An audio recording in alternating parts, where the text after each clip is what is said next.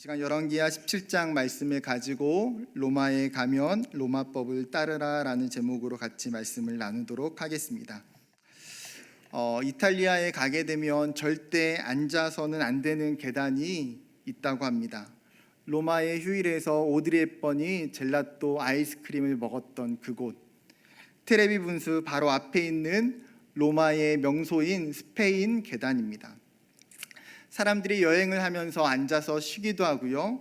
현지인들은 만남의 장소로도 유명한 곳입니다.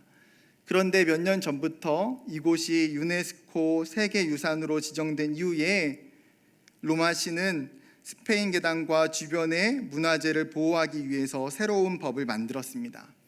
계단에서 앉아서도 안 되고 노숙도 안 되고 아이스크림을 먹어서도 안 됩니다. 계단에 잘못 앉았다가 걸리게 되면 벌금으로 400유로, 우리나라 돈으로 50만 원 가까이인 벌금을 내야 됩니다. 혹시 우리 권사님들 이탈리아를 여행하시다가 이곳에 가게 되신다면 다리 관절이 너무나 아프셔도 앉으시면 안 됩니다. 관절에게 선포해야 돼요. 내 관절아, 여호와의 이름으로 명하노니 힘을 낼지어다. 절대 앉으면 안 돼요. 왜요? 우리에게는 없는 법이지만 그것이 이탈리아에는 법이기 때문이에요. 이런 상황을 표현하는 좋은 격언이 있습니다. 바로 로마에 가면 로마법을 따라야 한다는 거예요. 이 격언은 로마 제국이 번창하던 시기에 로마가 세계를 장악했던 그 시기에 만들어졌습니다. 사람들은 로마가 지중해 연안을 통치하고 지배할 수 있었던 대제국이 되었던 이유, 그리고 수많은 민족과 나라들을 지배하고 통치할 수 있었던 이유에 대해서 하나같이 이야기합니다. 그것은 바로 로마법이다. 로마는 로마법을 만들어서 모든 나라가 동일하게 이 법의 통치를 받게 했습니다. 그래서 로마 역사에서 두 개의 위대한 유산이 있다면 하나는 건축이고 하나는 법이에요. 로마의 모든 식민지와 백성들은 이 로마법을 따르는 것을 당연하게 여기며 지켰습니다. 그리고 이런 로마의 법을 잘 준수하고 지킬 때에 로마는 모든 식민지에 팍스 로마나, 로마의 평화, 로마가 주는 평안이 너희에게 임할 것이라고 이야기했어요. 맞습니다. 국민은 헌법을 준수할 의무가 있습니다. 국가가 제정한 법을 잘 지키면 법의 테두리 안에서 어느 정도 안정하고 평안한 삶을 누릴 수 있어요. 그런데 그리스도인의 삶은 여기서 끝이 아닙니다. 그리스도인에게는 또 다른 법이 존재하기 때문입니다. 오늘 말씀을 통해서 하나님의 백성들이 이 땅에서 어떻게 살아가야 하는지 말씀하시는 하나님의 음성을 듣는 시간 되었으면 좋겠습니다. 먼저 오늘 본문을 이해하기 위해서는 열왕기하 17장의 그 역사적 상황 속에 들어가야 됩니다. 간단하게 설명하면 열왕기하 17장은 북이스라엘의 엔딩 파트, 즉 멸망하는 부분이에요. 북이스라엘의 마지막 왕이었던 호세아 통치 9년에 아수르 왕이었던 살만에셀이 공격을 하러 쳐들어옵니다. 호세아 왕이 처음에는 친아수르 정책을 펴면서 아수르의 조공도 바치고 관계도 잘 맺었습니다. 그런데 그가 잘못된 외교 정책을 펴기 시작하는데 그 아수르로부터의 통치를 벗어나기 위해서 애굽 왕 소에게 찾아가서 도움을 요청하는 거예요. 그러니까 아수르가 볼 때는 어떻습니까? 이스라엘이 배신을 때리는 것이죠. 17장 5절에 보게 되면 아수르가 즉각적인 침공을 하게 됩니다. 그리고 사마리아 성은 3년 동안 포위되고 BC 722년에 결국 북이스라엘은 멸망하게 됩니다. 그리고 나서 6절에 북이스라엘 사람들은 할라와 하볼과 메대 사람의 여러 고을로 옮겨지게 돼요.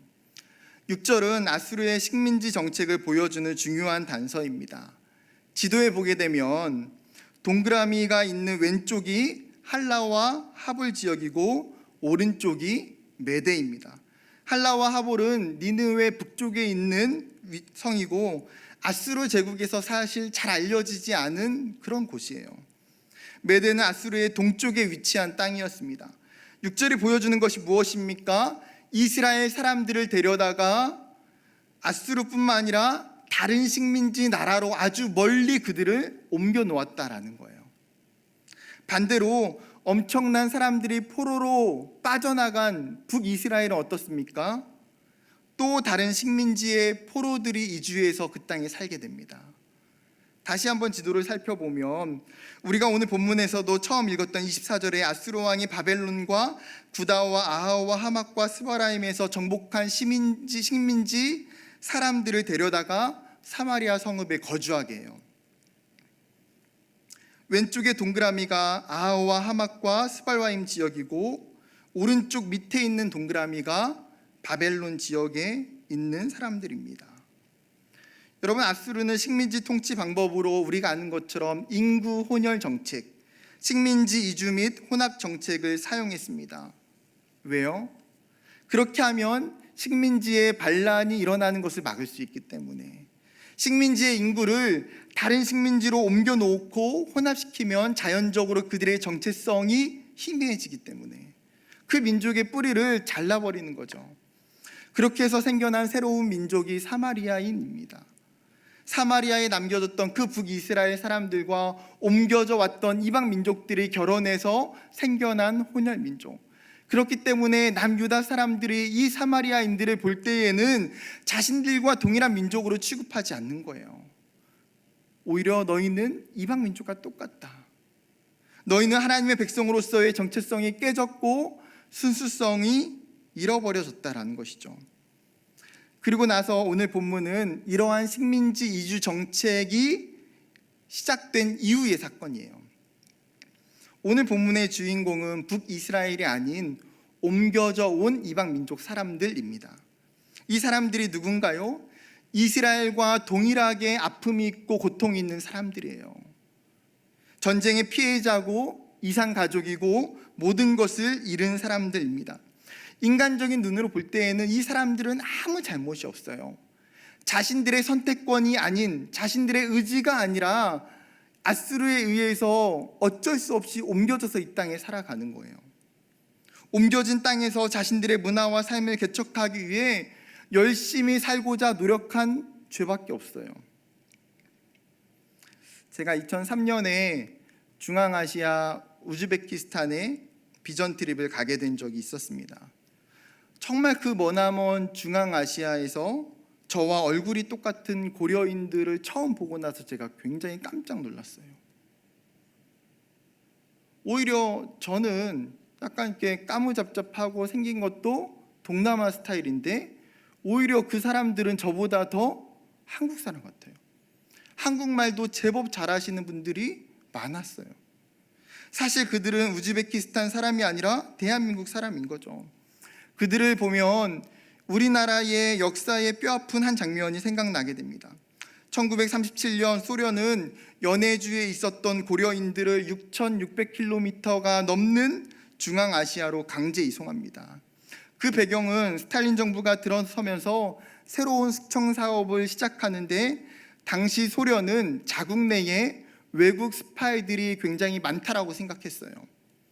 원동 지방에 일본 정보원들이 침투하는 것을 차단하기 위한 목적으로, 또한 소련에 반발할 수 있는 소수의 민족들을 억제하기 위한 정책으로 고려인 18만 명을 먹을 것도 제대로 주지 않고 화장실도 없는 열차에 태워 강제 이동시켰습니다. 도착한 땅은요, 굉장히 척박한 땅이었습니다. 그들은 그곳에서 땅굴을 파서 거주지로 삼고 고통스러운 삶을 살기 시작했어요.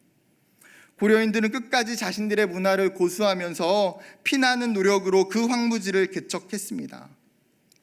척박한 황무지는 사람들이 살 수 있고 농사를 지을 수 있는 좋은 땅으로 변했습니다. 그리고 시간이 지나서 그들은 여전히 그곳에서 살고 있어요. 어쩌면 그들의 문화와 정신의 뿌리는 여전히 이곳에 대한민국에 있는 것 아닐까요? 인간적으로 어디에 가든지 자신들의 뿌리와 문화와 정신, 그 종교는 쉽게 바뀌지가 않고 흔들리지가 않아요. 이것이 인간의 본성이고 습관이기 때문이에요. 그런데 오늘 일어나고 있는 이 사건을 보게 되면 하나님은 이러한 인간의 근본적인 본성까지도 부정하시는 것처럼 보이는 행동을 하고 계세요. 지금부터 사건의 전말을 파헤쳐 보려고 합니다.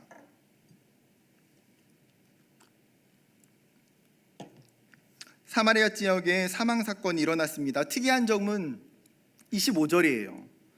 사람에 의해서 살인 사건이 일어난 게 아니라 야생 동물 사자에 의해서 사람들이 죽었다는 거예요. 더 특이한 점 무엇입니까? 이 피해를 입은 사람들이 하나같이 이방 민족 사람들이라는 거예요. 여러분, 지금 그 사마리아 땅에는 누가 살고 있습니까?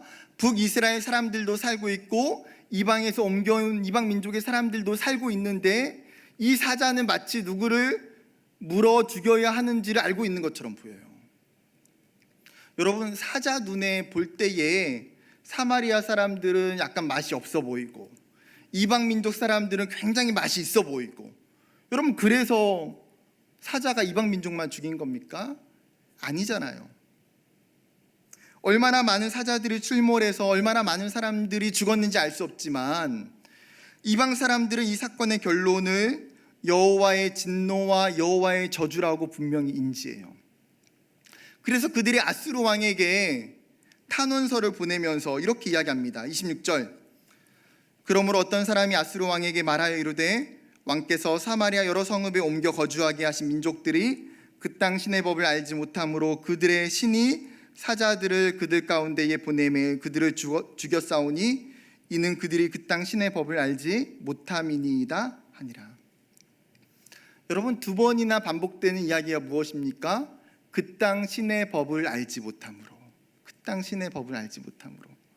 즉, 자신들이 옮겨온 이 땅에서 이 땅의 신의 법을 알지 못하기 때문에 이 땅의 신이 이야기하고 있는 그 율법과 규례를 알지 못하기 때문에 벌어진 일이라고 확신하는 거예요. 맞습니다. 이것은 하나님이 행하신 일이에요. 25절에서도 분명하게 성경이 뭐라고 이야기합니까? 여호와께서 죽인지라. 즉, 이 사건의 배우, 그리고 이 사건을 실행하고 있는 분이 여호와 하나님이라고 25절에 명확하게 기록하고 있어요. 참 재미있는 것은 아이러니하게도 옮겨온 이 이방 사람들이 지금 이스라엘보다도 더 영적으로 깨어 있는 것처럼 보여져요. 여러분, 이스라엘 사람들은 이 하나님에 대한 근본적인 문제를 파악하지 못해서 나라가 망했고 포로로 끌려갔어요. 그런데 이방 사람들은 하나님을 모르고 있음에도 불구하고 자신들의 근본적인 문제에 대해서 정확하게 인지하고 있는 거예요. 그러면 잠시 멈춰서 하나님의 이 이해되지 않는 이 방법과 모습, 인간의 근본적인 본성까지도 부정하시는 이 하나님의 행동이 무엇 때문인지 결론을 내려야 됩니다. 하나님이 왜 이 이방 사람들을 사자를 보내서 죽게 하셨을까? 이유는 분명해요. 하나님이 이방 민족들이 사마리아 땅에 사는 것 자체에 진노하신 것이 아니에요. 여러분, 그것은 하나님의 계획이에요. 이사야 선지자의 표현처럼 하나님께서 아수르를, 이스라엘을 심판하기 위한 진노의 방망이, 진노의 막대기로 사용하신 이가 하나님이세요. 하나님은 모든 것들을 허용하시면서 아주 강하게 양보할 수 없는 딱 한 가지가 있었어요. 그것이 무엇입니까? 이스라엘에 옮겨온 이방 민족들은 누가 되었든지 하나님의 땅에 살 때에는 반드시 하나님을 경외하며 살아야 한다는 거예요. 누가 되었든지 간에 하나님의 땅에서 하나님이 지정하신 그 약속의 땅 가나안에 살 때에는 이스라엘이 되었든 이방 민족이 되었든 누구든지 상관이 없다. 그러나 그곳에서는 하나님을 경외하고 살아야 한다라는 거죠. 이것이 그 땅을 살아가게 되는 전제 조건이에요. 이것이 과거에 이스라엘을 세우시면서 만드셨던 하나님의 약속이고 언약이기 때문이에요. 구약시대를 떠올려 보면 이스라엘 백성이 언제부터 이스라엘이라고 칭해졌을까요? 노아 때일까요? 아브라함 때일까요? 아니요. 야곱의 12아들이 애굽에서 엄청나게 그 인구가 늘어나서 애굽을 떠나 하나님의 약속의 땅 가나안으로 옮겨졌던 그때, 그 시기가 엄밀하게 이스라엘이 한 민족, 한 나라가 된 시작점이에요. 그 전에는 사실 이스라엘이라는 나라보다 족장 시대를 살았잖아요. 그런데 애굽을 떠나 약속의 땅에 들어가서 하나님이 주신 그 율례와 규례를 지켜 살 때에 그들은 이스라엘이라고 하는 하나님이 통치하시는 나라가 시작되는 거예요. 신명기 6장 1절과 2절을 보면 이는 곧 너희의 하나님 여호와께서 너희에게 가르치라고 명하신 명령과 규례와 법도라. 너희가 건너가서 차지할 땅에서 행할 것이니 곧 너와 내 아들과 내 손자들이 평생에 내 하나님 여호와를 경외하며 내가 너희에게 명한 그 모든 규례와 명령을 지키게 하기 위한 것이며 또 나를 장구하게 하기 위한 것이라. 너희가 하나님이 약속하신 그 가나안 땅에 들어가 살게 될 터인데, 그 땅을 살아가는 법칙과 방법은 하나님이 주신 법, 하나님이 너에게 시내산에서 허락해 주셨던 그 율법과 규례를 지켜 행해야 한다라는 이 절대적인 법칙이 자리 잡고 있는 것이죠. 역대하 33장 8절에서도 이렇게 이야기합니다. 만일 이스라엘 사람이 내가 명령한 일들 곧 모세를 통하여 전한 모든 율법과 율례와 규례를 지켜 행하면 내가 그들의 발로 다시는 그의 조상들에게 정하여 준 땅에서 옮기지 않게 하리라 하셨으나, 지금 이 하나님의 땅에서 살 수 있는 영주권이 다른 곳에 있는 것이 아니라 어디에 있다고요? 하나님의 율법과 하나님의 말씀을 지켜 행하는 것에 있다라는 거예요. 그러면 시민권을 얻는 거예요. 그것을 어기게 되면 너희가 이스라엘이라 할지라도 쫓겨나게 된다, 예외가 되지 않는다라고 하나님은 말씀하고 계세요. 우리 모두가 코로나 시대를 살면서 정말 피부에 깊이 와닿는 게 무엇이냐면 아마도 법의 실효성과 법의 생명력과 법의 강제성인 것 같아요. 코로나가 없을 당시에 5인 이상 모임을 금지하라고 말한다면 어디 말도 안 되는 소리라고 했겠지요. 가게를 운영하는 자영업자에게 오후 9시까지만 영업을 하라고 한다면 아마 그 누구도 듣지 않았을 거예요. 그런데 코로나라고 하는 이 특수 상황 가운데에 그것을 공공의 안전을 위해 지켜야 하는 법으로 만들어서 공표하니까 어떻습니까? 사회 구성원인 모든 국민들이 열심히 지키고 있잖아요. 제가 국제부를 섬기고 있는데 국제부 가족들은 대한민국 사람이 아니에요. 필리핀 시민들이고 몽골 시민들이래요. 그런데 대한민국에서 살고 있기 때문에 이분들조차도 대한민국의 법을 누구보다도 잘 지키며 살아가고 있어요. 왜요? 그게 법의 강제성이고 법의 생명력이기 때문이에요. 마찬가지예요. 하나님 나라 안에서도 하나님이 세우신 분명한 법이 살아있다라는 거예요. 그런데 하나님이 세우신 이 절대 법칙, 이 절대적인 원칙이 지금 이방 민족들에 의해서 깨져버리기 때문에 하나님이 강력하게 대응하시는 거예요. 가만 두고 볼 수 없는 거예요. 하나님이 그들에게 그렇기 때문에 진노하시는 거죠. 여러분, 가장 작은 공동체의 단위인 가정을 봐도요, 문서에 써 있지 않지만 엄연한 법과 규율이 다 존재해요. 여러분 가정마다의 법이 있고요, 저는 저 나름대로 저희 가정에 룰이 있어요.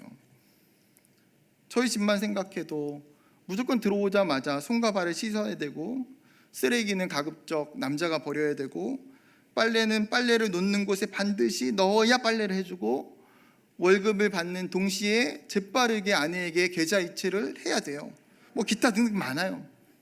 저희 집에 같은 경우는 가장 어른이 되는 어머님과 그리고 아내가 이런 보이지 않는 법의 힘을 가지고 있어요. 제가 저희 가정에서 존재하는 이 법과 룰을 어기지 않으면 어떻게 될까요? 쫓겨나게 될까요? 저희 어머님과 아내가 그렇게 야박하지 않아요. 그러나 굉장히 불편하고 힘든 일들이 생기겠죠. 남편들 같은 경우에 저녁에 들어왔는데 밥을 먹으려고 하는데 식탁에 그냥 간소하게 밥, 간장, 김만 있다. 또 내 빨래가 며칠째 빨아지지 않고 우리 집 세탁기가 지금 며칠째 임시 휴무에 들어가고 있다. 그러면 내가 우리 집의 룰을 뭔가 깼구나, 이렇게 생각하시면 맞아요. 틀리지 않습니다. 여러분, 이렇게 작은 공동체인 집에도 법과 규율이 존재해요. 교회도 교회법이 있어요. 나라는 어떻습니까? 대한민국의 헌법이 존재해요. 그런데 현 시대의 그리스도인들이 뚜렷하게 인식하지 못하고 간혹 지켜지지 않는 법이 있어요. 그것이 하나님의 법이에요. 하나님의 율례와 규례. 그리스도인들은 근본적으로 대한민국이라고 하는 이 지리적인 통치 영역을 뛰어넘어 하나님 나라에 살아가고 있어요. 이스라엘과 마찬가지로 그리스도인들은 그렇기 때문에 하나님의 법과 통치 안에 있는 거예요. 그런데 우리는 하나님의 법을, 하나님의 통치를 외면하고 살아갈 때가 얼마나 많이 있는지요. 왜 그럴까요? 이것이 우리 현실 가운데 잘 드러나지 않기 때문이에요. 이것이 쉽게 눈에 띄지 않기 때문이죠. 이것이 지금 나에게 중요한 게 아니기 때문이에요. 때로는 이것을 어떻게 지켜야 되는지, 어떻게 행해야 되는지 내가 모르고 있기 때문이에요. 전 교회에서 사역할 때 한 청년이 신방 중에 저에게 이런 이야기 했어요. 목사님, 신앙생활과 삶의 실제가 도대체 어떤 연관성이 있는지 자기가 모르겠다는 거예요. 자기만 봐도 신앙과 삶이 굉장히 이분법적이고 전혀 동떨어진 모습이 너무 심해서 그냥 자기는 교회에 가면 그냥 교회고 세상에서는 그냥 세상 사는 것 같다는 거예요. 그렇게 자기가 생각할 때에는 교회를 다니는 것이 시간 낭비인 것처럼 느껴진다는 거죠. 이 청년의 고민을 쉽게 바꾸면 과연 이 땅에서 우리가 살아가고 있는 삶의 자리, 그 세상에서 믿음으로 사는 것, 신앙으로 살아간다는 것이 무엇이냐는 거예요. 저는 이 이야기가 이 청년 한 사람의 고민이라고 생각되지 않아요. 아마도 저의 고민이고 여러분들도 이 고민들을 가지고 살아갈 거라 생각합니다. 직장에서, 가정에서, 사회에서 내가 예수를 믿는데 어떻게 믿음으로 살아야 될까? 도대체 신앙과 삶의 연결고리를 어떻게 만들어야 될까? 오늘 본문에서 우리에게 중요한 해결책을 하나님이 말씀하고 있어요. 첫 번째는 내가 살아가는 이 땅이 하나님이 통치하시는 하나님 나라라고 하는 인식인 거예요. 두 번째는 하나님의 나라에서 그의 백성들은 하나님의 법에 따라 살아야 한다는 것입니다. 열왕기하 17장에서 하나님께서 지금 이방 민족들을 주인공으로 세우셔서 우리 안에 이 진리에 대한 인식과 이 정확한 신앙 DNA를 심어주고자 하시는 거예요. 여러분, 이방인들이 이야기하는 게 무엇입니까? 그들이 이렇게 고백하고 있잖아요. 이곳 이스라엘 하나님의 땅에서는 하나님의 법에 따라 살아가는 게 맞습니다. 우리가 이 땅의 신인 여호와를 경외하지 않기 때문에 우리가 하나님의 진노를 받았습니다. 여러분, 하나님을 모르는 이방 민족들도 깨달았던 그 영적인 진실을 우리가 깨달아야 돼요. 우리가 살아가는 곳 어디가 되었든지 그곳이 하나님 나라이고 하나님이 함께 하시는 장소입니다. 다시 본문으로 돌아와서 이방 민족의 이야기를 듣고 아수르 왕이 새로운 시정 명령을 내립니다. 27절과 28절에 뭐라고 이야기하냐면, 포로로 잡혀갔던 제사장 중 한 사람을 데려다가 너희에게 여호와를 알게 하고 여호와의 율법과 규례를 가르쳐 지키게 하라는 거예요. 그 후에 한 사람의 제사장이 와서 베델에서 이 이방 사람들에게 이스라엘을 통치하시는 여호와를 알리고 그 율법을 가르치기 시작합니다. 굉장히 충격적인 사건이 아닐 수 없어요. 지금 식민지의 통치자인 아수르 왕이 옮겨간 이주민 백성들에게 강요하는 것이 무엇입니까? 너희가 그 땅에서 살려면 그 땅의 신인 여호와를 섬기고 여호와의 법을 따라 살아가라고 이야기하는 거예요. 당시 고대 근동의 문화는 각 지역에 있는 종교들을 인정하고 이방 민족들조차도 정착지에 있는 신을 섬기는 것이 하나의 풍습처럼 여겨지기도 했습니다. 그러나 이것이 지금 오늘 본문에서 단순히 문화적 종교적 현상이 아니라는 거예요. 왜요? 지금 아수르는 식민지 정책이 무엇입니까? 철저하게 혼혈 정책이에요. 그 민족의 뿌리를 없애는 것이 첫 번째 요소였고, 그 민족의 뿌리를 없애기 위해서는 종교적 뿌리를 파괴하는 것이 1순위예요. 예를 들어서 전쟁에서 승리한 나라는 패전국의 그 종교적 신전을 불태우거나 대표적인 신상을 파괴합니다.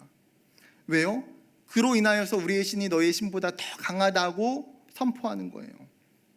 일본이 일제 식민지 속에서 기독교를 탄압했던 이유도 식민지의 종교는 식민지의 가장 위협적인 불씨가 될 수 있다는 것을 일본이 알고 있기 때문이에요. 이와 같은 상황 속에서 아수르 왕이 지금 처음부터 이 이방 사람들에게 여호와를 경외하라고 요구한 게 아니에요. 처음부터 이스라엘의 제사장을 의도적으로 남겨두고 그 제사장을 통해서 여호와를 가르치고 율법을 가르친 게 아니라는 거예요. 이 모든 것이 하나님의 그 강력한 진노와 징벌이 있은 후에 일어난 사건이에요. 그렇게 아수르 왕의 명령은 아수르를 진노의 막대기로 사용하시는 하나님의 메시지고 하나님의 음성이에요. 이것이 이 시대에 우리를 향한 하나님의 메시지이며 하나님의 명령이에요. 너희가 어떻게 하면 하나님을 경외하며 사는지를 알아야 된다. 너희가 어떻게 하며 하나님의 법과 규례를 지켜야 하는지를 배워야 한다. 지금 이방 민족들이 배워야 하고 알아야 하는 것이 아니라 하나님의 땅에서 하나님의 나라를 살고 있는 그리스도인들, 저와 여러분들이 알아야 되고 배워야 한다라는 거예요. 그것을 위해서 다시 제사장을 세우고 그 제사장을 통해서 율법을 가르치고 예배를 가르치고 하나님을 경외하는 삶을 살도록 가르치게 하라는 것이죠. 하나님의 법이 무너진 우리의 삶이 있다면, 하나님을 경외하지 않고 살아가는 내 삶이 있다면 우리는 다시 제사장을 세워야 합니다. 맑은생 광천교회에 정말 좋은 담임 목사님을 비롯해서 각 교구와 주일학교에 얼마나 좋은 사역자들이 많은지요. 여러분, 하나님이 주신 큰 은혜예요. 사역자들을 통해서 배우는 일에 힘을 내야 돼요. 말씀 배우는 일에. 또한 온라인 시대의 영상을 통해서 여러 기독교 방송들을 통해서 여호와의 법을 하나씩 세워가야 된다는 거예요. 때로는 내가 내 가정의 영적인 제사장이 되어서 여러분, 우리의 자녀들에게 여호와를 경외하게 하고 여호와를 알게 하고 하나님의 말씀대로 살아갈 수 있도록 가르쳐야 돼요. 그것이 저와 여러분의 사명이에요. 왜 그것이 가능합니까? 하나님께서 저와 여러분을 하나님의 거룩한 제사장으로 부르셨기 때문에 그것이 가능한 거예요. 우리가 제사장으로서 그들에게, 내 자녀들에게 하나님을 경외하는 법, 하나님의 말씀을 가르치지 않으면 내 자녀들 또한 이방 사람들과 같이 하나님을 모르는 자들이 될 수 있기 때문이에요. 우리 안에 세상 사람들과 나를 다르게 하는 차이가 무엇입니까? 세상은 하나님의 법을 지키지 않지만 우리는 하나님의 법을 지킨다는 거예요. 세상은 하나님을 경외하지 않지만 우리는 하나님을 경외하고 산다라는 거예요. 우리를 여전히 그 하나님 나라에서 살게 하는 이 하나님의 법을 깨닫고 배우고 순종하기를 힘쓰는 저와 여러분 되기를 주님의 이름으로 축복합니다. 본문의 마지막 장면을 살펴보길 원합니다. 결과적으로 이방 민족들은 하나님의 땅에서 하나님을 경외하며 하나님의 법을 따라야 된다는 그 하나님의 근본적인 명령을 깨트리게 돼요.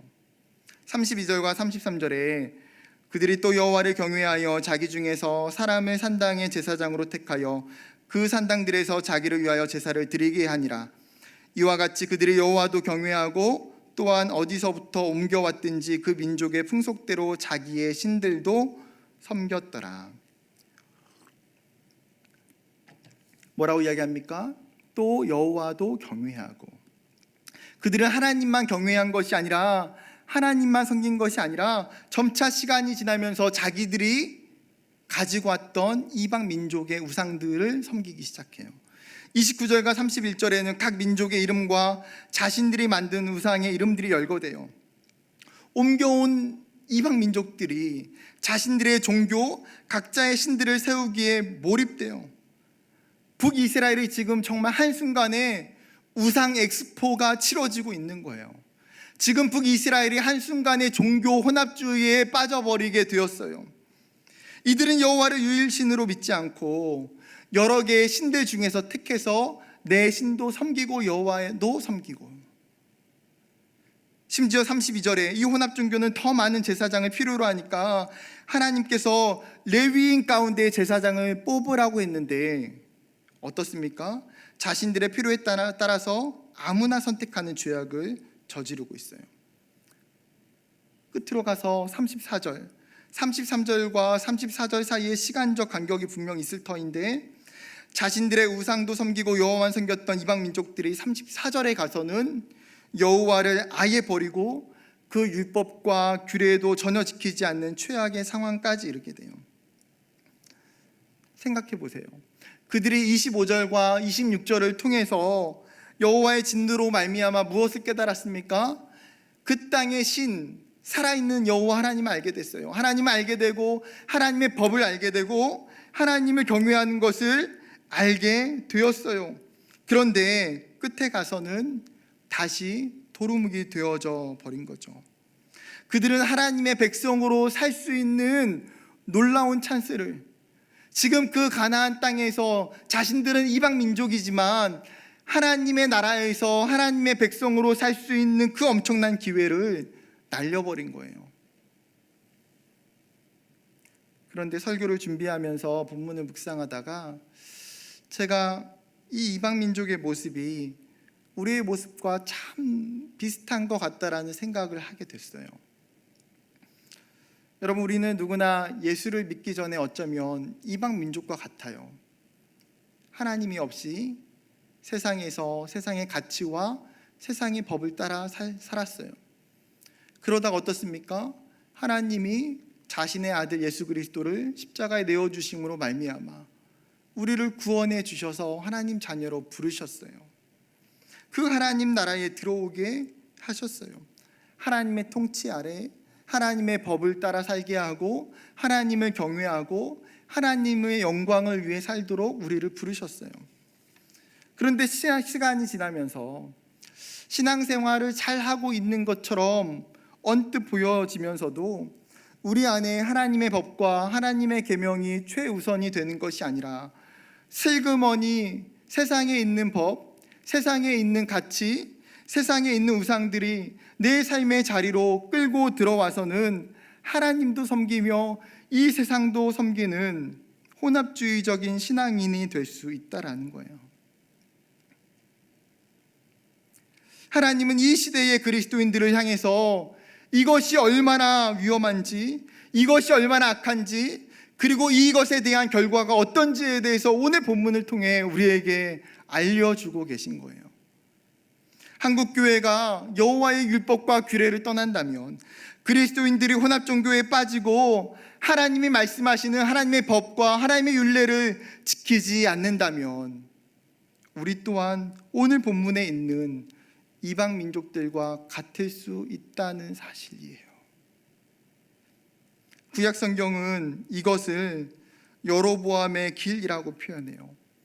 북이스라엘의 19명의 악한 왕들이 따랐던 길, 하나님의 말씀 없이 우상을 숭배하고 세상을 사랑하고 죄의 길로 걸었던 여로보암의 길. 그러나 하나님은 우리에게 그 여로보암의 길로 걷지 않기를 원하세요. 우리가 걸어야 하는 길은 다윗의 길이에요. 하나님을 사랑하고 하나님의 그 율례와 규례를 지켜 행했던, 하나님의 말씀을 중심에 두고 그 말씀대로 순종하며 살았던 다윗의 길. 우리는 그 길을 걸어가야 되는 하나님의 백성들이에요. 그렇다면 구체적으로 어떻게 할 수 있을까요? 오늘 본문을 두 가지로 적용해 보고자 합니다. 첫 번째는 하나님의 법을 배워야 합니다. 하나님의 법을 배워야 돼요. 법이 무엇인지 알지 못하고 법에 대해서 듣지 못하면 법을 지키는 일까지 가는 것이 불가능해요. 유대인들이 어떻게 그렇게 철저하게 하나님의 율법을 잘 지킬 수 있었을까요? 신명기 6장에 하나님이 주신 말씀의 근거 때문이에요. 6장 6절부터 9절. 오늘 내가 내게 명하는 이 말씀을 너는 마음에 새기고 내 자녀에게 부지런히 가르치며 집에 앉았을 때에든지 길에 갈 때에든지 누워 있을 때에든지 일어날 때에든지 이 말씀을 강론할 것이며 너는 또 그것을 내 손목에 매어 기호를 삼으며 내 미간에 붙여 표로 삼고 또 내 집 문설주와 바깥문에 기록할지니라. 유대인들이 신명기 6장의 말씀을 확실히 부여잡고 어렸을 때부터 일찍이 철저하게 말씀을 배우고 익히고 묵상해요. 하나님의 말씀이 그들의 삶의 자리 그 어디에서나 드러날 수 있도록 보여지도록 익혀지도록 접할 수 있도록 끊임없이 말씀이 삶에 흘러갈 수 있도록 장치를 만들어 놓는 거예요. 법을 수호하고 지키는 판사나 검사나 변호사들이 처음부터 법에 능통했을까요? 그렇지 않아요. 법을 지키고 법을 판단하기 위해 끊임없이 법을 공부하고 배우고 익혔기 때문에 법을 다루게 되는 거고 법에 정통한 것 아니겠습니까? 마찬가지로 하나님의 법에 익숙하기 위해서 그 법을 지키기 위해서는 말씀을 봐야 되고 말씀을 먹어야 돼요. 예배의 자리를 통해서 개인의 경건과 큐티를 통해서 성경을 통독하는 그 시간들을 통해서 교회에 있는 양육들을 통해서 말씀을 먹고 말씀을 마셔야 돼요. 여러분 다윗이 시편 1편에 뭐라고 고백합니까? 복 있는 사람은 여호와의 율법을 즐거워하며 그 율법을 주야로 묵상하는 자로다. 여러분 복 있는 사람은 어떤 사람이라고요? 하나님이 주신 말씀을 주야로 묵상하는 사람, 그 사람이 복이 있다고 이야기해요. 시편 19편에는 주의 규례, 주를 경외하는 말씀을 배우는 것이 나에게 있어서 정금보다도 더 사모하는 것이며 그 말씀 배우는 것이 내게 있는 금보다도 더 사모하는 거래요. 그 말씀이 꿀과 송이꿀보다도 더 달다고 고백해요. 또한 그것을 지킬 때에 내가 하나님 앞에서 받을 상이 크다라고 고백해요. 여러분 하나님의 말씀이 세상의 그 어떤 것보다 귀하고 그것을 먹을 때에 사실은 우리가 살아있는 거예요.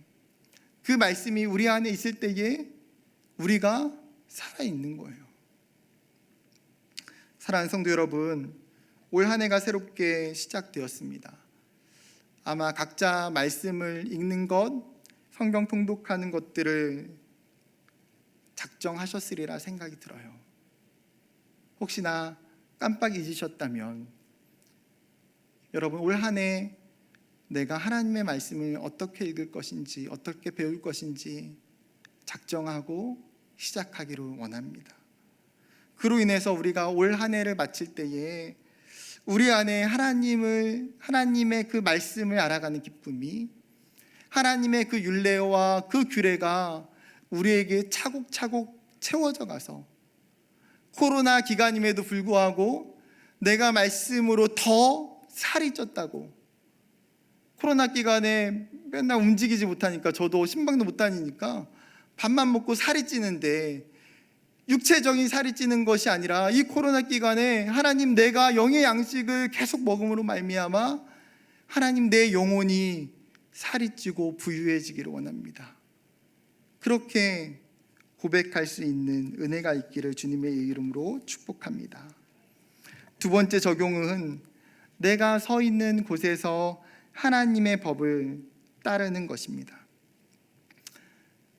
내가 서 있는 곳에서 하나님의 말씀을 따라 사는 것. 작년 말에 아브라함 카이퍼의 강의를 통해서 정말 우리가 확실히 깨닫게 된 것이 있어요. 그것은 영역 주권이라는 개념이에요. 아브라함 카이퍼가 암스테르담 세교회에서 전했던 신설 자유주의 대학의 그 개교 연설에서 했던 그 이야기, 우리가 인간 삶의 모든 영역에서 만유의 주제이신 그리스도께서 나의 것이다 라고 외치지 않은 영역은 한치도 없습니다. 모든 영역에서 하나님의 영광과 주권을 구해야 한다는 거예요. 왜요?